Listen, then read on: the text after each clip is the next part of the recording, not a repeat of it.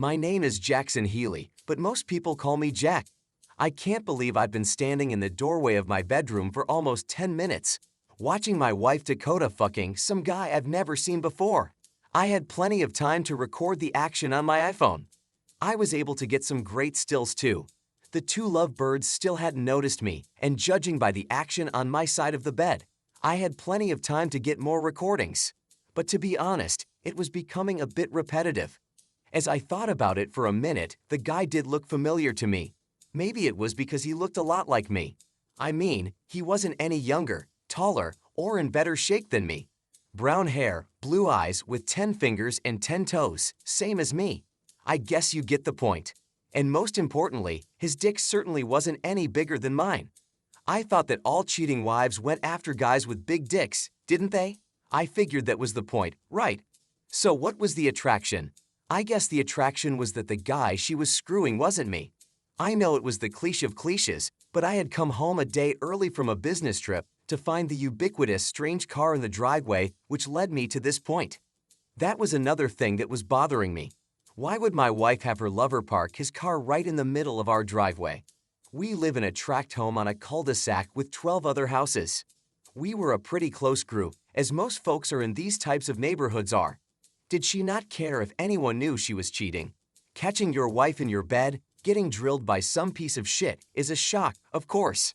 But honestly, what hurt the most was that in our 18 years of marriage, Dakota had never, and I mean never, come close to the sexual fever she was displaying before my eyes. Our sex life was fairly vanilla but satisfying. At least I always thought so until a few minutes ago.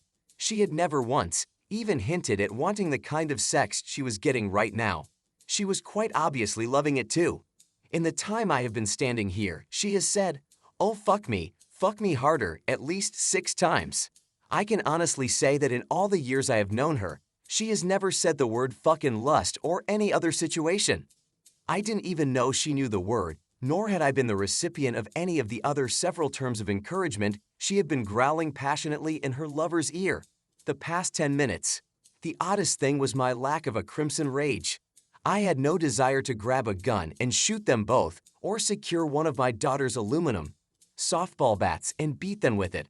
Of course I was angry, sad, hurt, and confused, as I would think any husband in my situation would be. I think the lack of rage was because I just accepted that my marriage was over. How could it not be?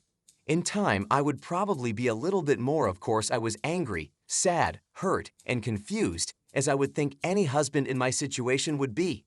In time, I would probably like to know why, but that really didn't matter right now. She did it, and it ended our marriage. Case closed, end of story. As I was contemplating what to do next, I noticed that there was an unopened box of Trojans on Dakota's nightstand. Why the hell have rubbers if you weren't going to use them?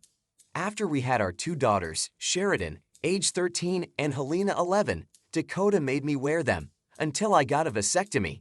She said 2 kids were all we needed, but I had hoped to try for a son. I've always regretted not pushing back harder on that issue. That's when I noticed that something was missing. For as long as I could remember, Dakota had 4 photographs displayed on her nightstand. I called it her shrine, and now 2 of them were nowhere to be seen. The largest one was a family portrait we had professionally done when the girls were just babies. It was gone, and so was our wedding photo. I had never placed any significance on it, but our wedding photo was the smallest of the 4. I might have to rethink that. The photos of our daughters, however, she left visible to her lover. What kind of bullshit was that?